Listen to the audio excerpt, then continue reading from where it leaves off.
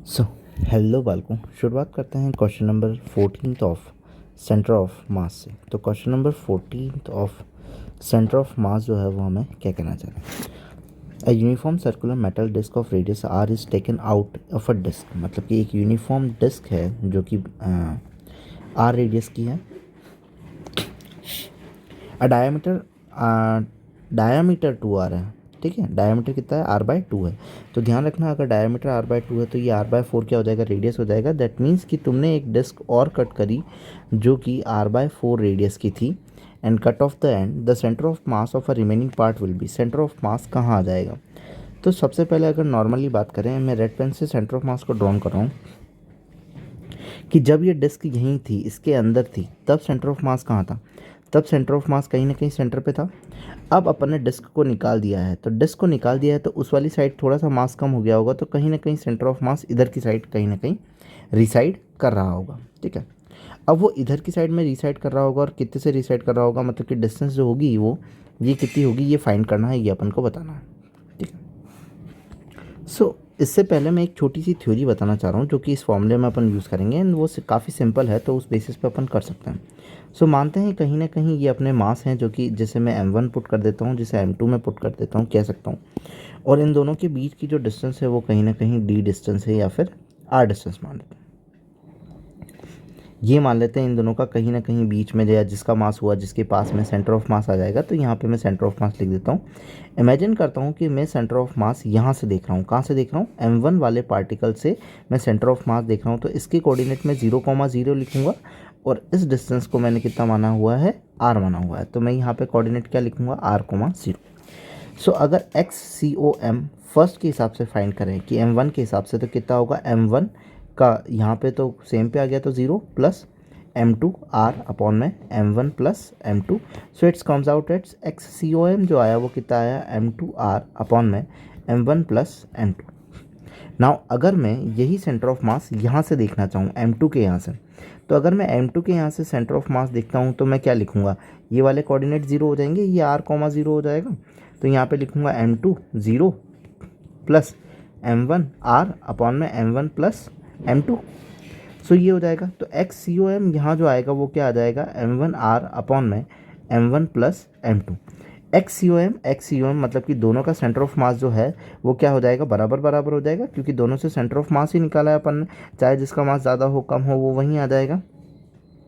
सो m1 r या फिर m2 r upon में m1 plus m2 is equal to m1 r upon में m1 plus m2। तो ये कैंसिल आउट हो जाएंगे। Now m1 r and m2 r जो है वो दोनों दोनों बराबर है। दैट मीन्स कि m r जो होता है वो क्या होता है, कांस्टेंट होता है। m r कांस्टेंट होता है। दैट मीन्स कि किसी सिस्टम के लिए अगर सेंटर ऑफ मास यहाँ है, मान लेते हैं किसी सिस्टम के लिए सेंटर ऑफ मास यहाँ है, तो अगर इसका मास में इंक्रीज़ करता हूँ तो इसकी रेडियस जो होगी या फिर जो डिस्टेंस होगी वो कम हो जाएगी और वो इसको क्या करेगी, बैलेंस करेगी। तो सेंटर ऑफ मास कहीं खिसकेगा नहीं, सेंटर ऑफ मास वहीं कम होगी, ठीक है। सो ये थ्योरी का क्या था, इस थ्योरी का ऐसा था कि अपन को याद रखना है कि एम आर जो होता है वो कांस्टेंट होता है सेंटर ऑफ मास के अलोंग। सो इस क्वेश्चन में भी अपन ये लगा सकते हैं कि अपना सेंटर ऑफ मास मान लेते हैं यहाँ है, जो कि सेंटर में था। कब, जब डिस्क को कट नहीं करा गया था, डिस्क अपने यहीं थी, तब इसका सेंटर ऑफ मास कहाँ था, सेंटर पे था। नाउ मैं कहता हूँ कि डिस्क को कट कर दिया, डिस्क को कट कर दिया, तो ये डिस्क का पार्ट में क्या निकाल देता हूँ, बाहर की साइड में निकाल देता हूँ। तो इस डिस्क का पार्ट को देख लेता हूँ कि ये कितना है, ये r/4 है, ठीक है। और ये बची हुई डिस्क है। अब मास देख लेते हैं। मास देखने, अब नॉर्मली अपन को क्या देखना है, m और r के लिए m और r देखना पड़ेगा, डिस्टेंस अपन ले लेंगे। अब m देखना पड़ेगा, m के लिए अपन को मास देखना पड़ेगा। मास में अगर ये यूनिफॉर्म डिस्क है तो कहीं ना कहीं कह सकता हूँ कि πr², ये डिस्क का है, किसका है, पूरी बड़ी वाली जो डिस्क है उसका, कि उसका मास जो होगा वो m होगा। और एक यूनिट का मास अगर तुम निकालना चाहोगे तो m/πr² हो जाएगा। उसमें से कितना यूनिट कम करा तुमने कट किया πr²/4 का स्क्वायर कितना हो जाएगा, 16। मतलब कि इसका चाहिए तुम्हें कि इसका मास क्या होगा, तो एक यूनिट का पता है m/πr², मल्टीप्लाई कर दो πr²/16, मतलब कि ये कितना हो जाएगा, m/16। तो मतलब कि ये जो कटेड पार्ट है उसका, ये यहाँ पे बनाया, ये कटेड पार्ट जो है उसका मास क्या है, m/16 है। और जो कि बचा हुआ है, जो कि ऐसा ये सर्कल है और यहाँ से ये कट है, और ये जो भरा हुआ पार्ट है इसका मास कितना हो जाएगा 15m/16, माइनस कर दोगे तो आ जाएगा सिंपली। सो जैसा कि हम जानते हैं कि ये सेंटर ऑफ मास था, इसको मैं रेड पेन से शो कर रहा हूँ, ध्यान से देख लेना, बैंगनी पेन से कर रहा हूँ।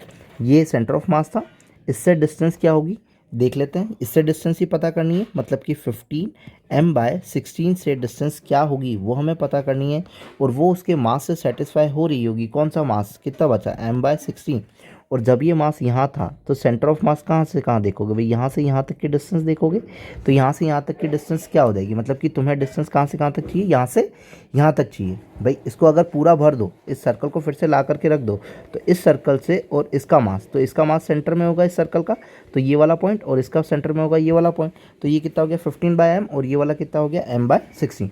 अब इससे यहाँ तक की डिस्टेंस फाइंड करनी है और इससे यहाँ तक की डिस्टेंस तुम्हें पता करनी है, तो ये पूरी जो डिस्टेंस है वो क्या है r है, और ये इतनी क्या हो जाएगी r/4 सॉरी। फिर से मैं बता देता हूँ, जैसे कि ये सर्कल है,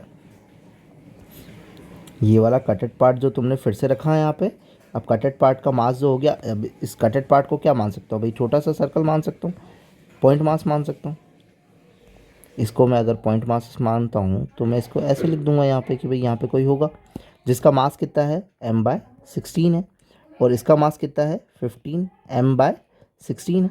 ये सेंटर ऑफ मास है, ये डिस्टेंस तुम्हें फाइंड करनी है x, और ये यहाँ से यहाँ तक की डिस्टेंस ये इतनी कितनी होगी, ये r/4 हो जाएगी। ये पूरी कितनी थी r थी, तो r - r/4 करोगे तो ये कितना हो जाएगा 4r - r/4, तो ये कितना हो जाएगा 3r/4। तो ये जो डिस्टेंस है एक्चुअली वो कितनी है 3r/4। सो एम आर कॉन्स्टेंट अभी अपन ने पढ़ा है तो उसको लगा देते हैं। सो 15m/16 x जो कि पता करना है, और यहाँ पे क्या हो जाएगा m/16, और r जो हो जाएगा वो 3r/4 हो जाएगा। सिंपली कहाँ से देखना है, सेंटर ऑफ मास से देखना है, ठीक है, मतलब कि जो सेंटर है उससे देखना है कि कितनी डिस्टेंस किधर किधर सरकेगी। सो यहाँ पे m16 गया तो x is equal to what 3r/4 into 15, so 3 5 ज़ा 15, सो r इज़ वॉट r/20। तो r/20 अपना आ जाएगा कहाँ से, सेंटर से। तो ऑप्शन नंबर कौन सा हो जाएगा, 4th हो जाएगा। क्वेश्चन सिंपल है, जस्ट इसको ध्यान रखना है कि mr जो होता है वो कांस्टेंट होता है, मतलब सेंटर ऑफ मास से किसी एक मास तक की डिस्टेंस जो होगी वो दूसरे वाले से सेटिस्फाई हो रही होगी। जैसे कि अगर किसी का मास बढ़ रहा होगा तो रेडियस कम, डिस्टेंस कम हो रही होगी, अगर मास कम हो रहा होगा तो डिस्टेंस बढ़ रही होगी, मतलब सेंटर ऑफ मास वहीं रहे। तो अगर मैं यूँ कह रहा था कि इन सर्कल को मिक्स कर दे तो सेंटर ऑफ मास जो होगा वो वहीं का वहीं आ जाएगा। दैट मीन्स कि सेंटर ऑफ मास तो यहीं माना हुआ है, और यहाँ से यहाँ तक की डिस्टेंस ले ली जो कि अपन को फाइंड करनी थी, क्या x, और यहाँ का मास निकाल दिया, और यहाँ से यहाँ तक की डिस्टेंस ले ली और यहाँ का उसका मास निकाल दिया, और दोनों को इक्वेट कर दिया। बस इतना सही करना है। If you like then subscribe. Thank you.